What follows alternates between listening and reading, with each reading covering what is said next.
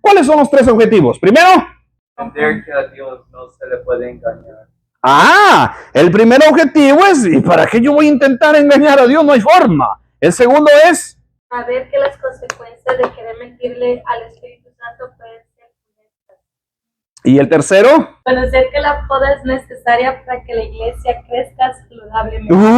Vio eso. Muy bien, ahí están los tres objetivos. Vamos a ver qué nos encontramos hoy con la historia bíblica. Dios es amante de la verdad. Hechos 5 del 1 al 2. Pero cierto hombre llamado Ananías, con Zafira su mujer, vendió una heredad y sustrajo del precio, sabiéndolo también su mujer, y trayéndolo solo una parte la puso a los apóstoles. Muy bien, Ananías y Zafira, ¿verdad? Hay que entender esto. El pecado consistió en este asunto fue por intentar mentirle al Espíritu Santo de Dios. Y ojo con esto. Cuando la iglesia comenzó en aquel entonces con los apóstoles, ellos estaban creyendo que Jesucristo venía ya. Para ellos vivían cada instante como que Cristo venía ya. En la desesperación y en el anhelo o en la emoción o en la alegría de que Cristo venía ya, cometieron ciertos errores. Y uno de esos errores era decirle a la gente que el que pudiera podía vender las propiedades y que trajese el dinero. Porque había que suplir las necesidades y Cristo ya venía. Y cuando se acabara el dinero, y 2000 años más tarde resulta que Cristo no viene todavía, había una ley también que decía en el Antiguo Testamento que no vendiesen las propiedades. ¿Se acuerda aquel personaje que no le quiso vender la propiedad al rey? Al rey, ¿se acuerdan? Al esposo de Jezabel. No le quiso vender la propiedad y aquel estaba en el derecho correcto obedeciendo la palabra de Dios. Pero aquí lo vemos vendiendo las propiedades como si nada. Ahora, este Ananías con su esposa Zafira, como los dos son uno, dijeron, bueno, hay más gente que están haciendo esto. Si lee anterior a ese, hay uno que dice que había un personaje que vendió una propiedad antes que ellos, pero había un problema. El primero lo hizo de corazón, por amor a la necesidad, por amor al Señor. Los segundos lo hicieron para que lo vieran. Les interesaba mucho que la iglesia vieran. Bernabé, gracias. Entonces José, que los apóstoles pusieron por sobrenombre Bernabé, traducido es hijo de consolación. ¿Qué hizo? Que vendió. Ese fue el que vendió, ¿verdad? La vendió y la trajo. No hubo ningún problema con ese. A ese le contó como bendición. Pero estos dos ingratos dijeron, hay que lucirnos con la iglesia. Que Pedro diga, wow, vendieron la propiedad y la trajeron. Ustedes sí que son cristianos. Mi respeto. Y se pusieron de acuerdo los dos, ¿verdad? Con la esposa y dijeron, hay que venderla. La vendieron, pero hay que llevarla. Pero dijeron, pero quedémonos con una parte. Mira, hermano, no había ningún problema con quedarte con una parte. El problema fue que alegaron en que la habían vendido por tanto. Y era mentira. Y Dios los estaba viendo. Una mentira contra el Espíritu Santo y fue fulminante. Ananías pensó engañar a Pedro, pero jamás imaginó que estaba mintiendo al Espíritu Santo. Usted se imagina cómo estaría Pedro en ese instante, ¿no? Llegaron con el dinero. Pedro aquí está. Y pensaron que Pedro se iba a emocionar. ¡Ay! Hoy en día, ¡ay! Dios te bendiga, mijita. Así le diríamos todos nosotros. ¡Qué gran labor has hecho! ¡Qué gran obra! Dios te bendiga, muchas gracias. Dios te va a bendecir y te va a multiplicar la obra que has hecho. Ananías, ¿por qué llenó Satanás tu corazón para que mintieses al Espíritu Santo y sustrajeses el precio de la heredad? En primer lugar, ahí dice llenó. Parece que aquí él aparenta como que era inocente y que Satanás lo llenó. Hace un ratito, pero que acabo de decirlo es que a veces Satanás te manda cosas, manda pensamientos raros y está en mí si yo me dejo llenar mi corazón o no. En el caso de este hombre se lo dejó llenar, pero bien pudo haber dicho, reprendo este pensamiento raro y no dejarse seducir. Al sustraer del precio de la heredad, Ananías se estaba engañando a sí mismo e intentaba engañar también a la iglesia, pero Dios no puede ser burlado. Con él no podemos jugar y quedar impunes. Hay un pasaje que dice, Dura cosa es caer en manos de un Dios vivo. Ah, pero como Pedro, ¿verdad? ¿Qué importa? Yo le meto el cuento a Pedro y me la va a creer. Hebreos 4:13. Y no hay cosa creada que no sea manifiesta en su presencia. Antes bien, todas las cosas están desnudas y abiertas a los ojos de aquel a quien tenemos que dar cuentas. Pero se siente extraño cuando a ti te llaman para pedirte cuentas. Y tú dices, ojalá que todo salga bien y que no encuentren nada malo, que no me haya equivocado yo en nada, porque tengo que rendir cuentas. Porque cuando te piden cuentas significa que tú no estás gobernando lo que es tuyo. Tú estás administrando lo que es de alguien más. Y ese alguien más pide cuenta. Y delante de Dios, delante de su presencia, están todas las cosas en evidencia. Lo que yo hago en oculto, lo que yo pienso en oculto, lo que creo que nadie me vio, lo que pienso que me voy a salir con la mía. Él me está viendo y delante de su presencia yo voy a tener que rendir cuentas. Miren, siervos, yo les voy a decir una cosa, y esto es una cosa tremenda. Es tremendo. Servir a nuestro Dios es un privilegio maravilloso, pero qué cosa que tenemos que dar cuenta de cómo administramos nuestra vida. Esto es tan profundo que hasta los niños, dice el Señor, que herencia de Jehová son los hijos. Mire, hasta por eso yo voy a dar cuenta delante de Dios cómo yo dirigí a mis niños. Piensen esto. Dios le encargó a Adán. Le dijo, toma todo el Edén, Adán. Aquí está tu esposa Eva. Toma Eva también. Tú vas a administrar todo lo que hay de aquí, Adán. Y tú me vas a dar cuenta porque tú eres la cabeza. No es cierto que Eva comió y no pasó nada. Eva comió y no pasó nada. Pero cuando él comió, entonces vino Dios y le habló a él. No le dijo, Eva, ¿dónde está? Le dijo, ¿dónde estás? Porque el hombre es responsable de su casa y tiene que dar cuentas a Dios y la está administrando bien. Y Dios va a pedir cuentas hasta de cómo yo administré este cuerpo. La Biblia enseña que el cuerpo es templo y morada del Espíritu Santo. De manera que para que se llame Espíritu Santo, mi cuerpo tiene que ser santo para que Él more con gratitud en mí, con contentamiento.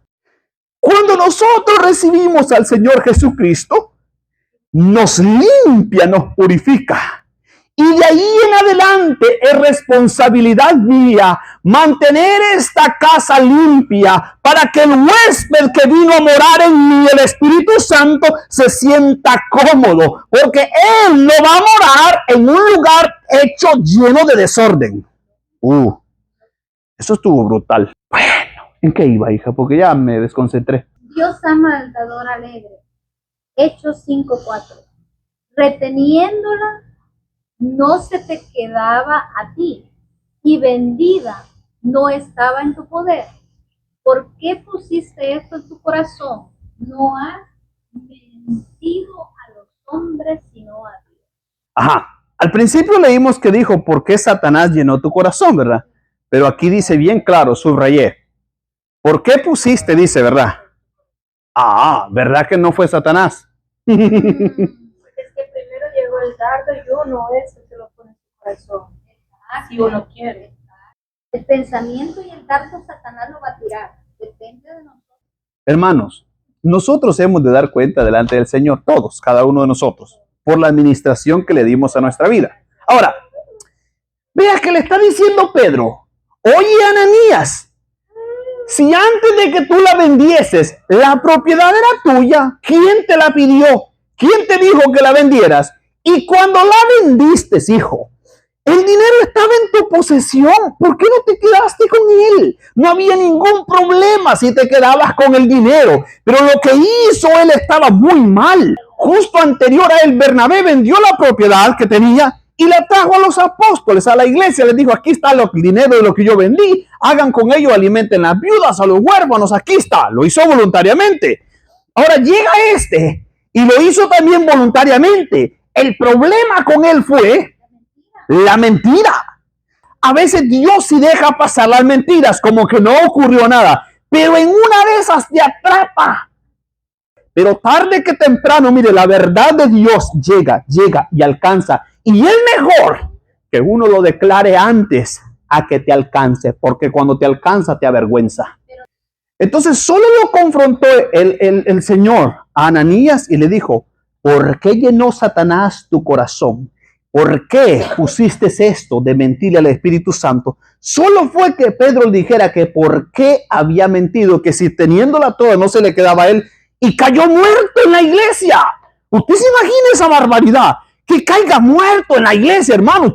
Usted piense, imagínese que aquí le dan una palabra y usted está escuchando y ¡pum! Cae desplomado al piso. Santo Cristo. Así le pasó a él. Él pensó fingir hipócritamente como los demás, haciendo creer que él también tenía un corazón muy bueno, muy dadivoso, y Dios lo encontró falso. ¡Qué problema! Él creyó ser como los demás, fingir, pero a Dios no le gustan las cosas fingidas, hermano, eso no sirve. Dios es amante de la verdad. Dígame, hija. Pero si él se hubiera arrepentido en ese momento, puede que Dios lo hubiera perdonado.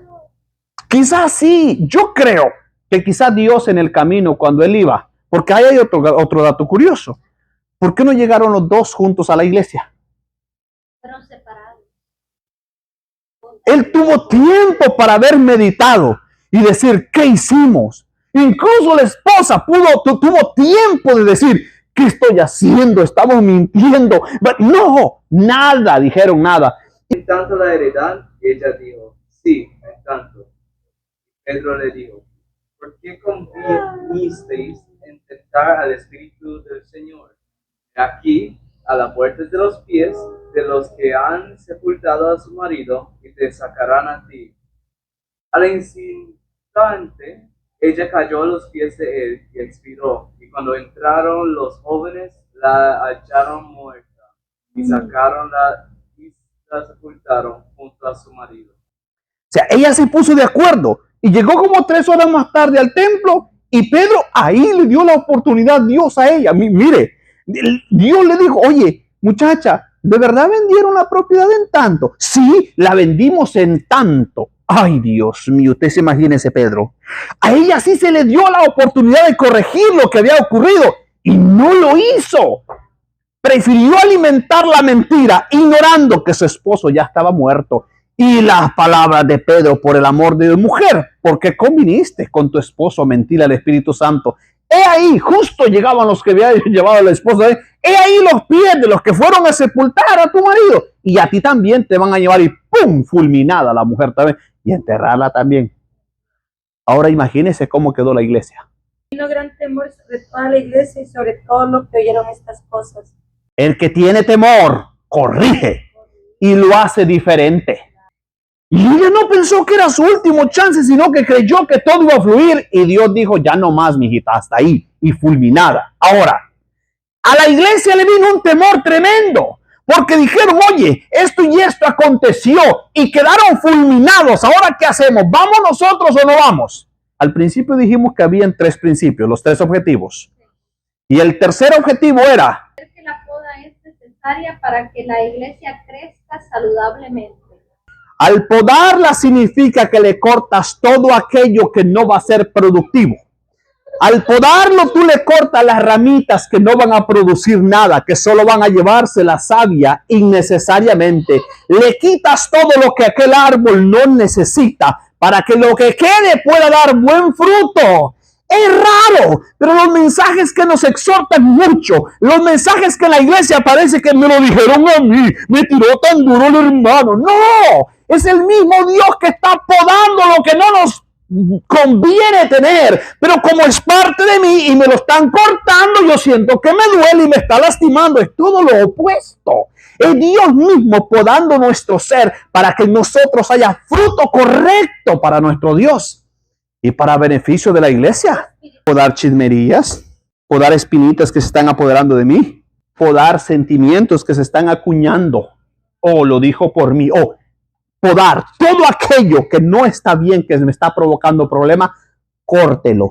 Eso va a hacer que nosotros haya buen fruto. Hermano, yo me gustaría mostrarles el palito de aguacate. Los que no se podan, hermano, crecen y no echan nada. Pero los que, ¿cómo? ¿De dónde fue esto? Y por la mano de los apóstoles se hacían muchas señales y prodigios en el pueblo, y estaban todos unánimes en el pórtico de Salomón. De Los demás, ninguno se atrevía a juntarse con ellos, mas el pueblo los alababa grandemente.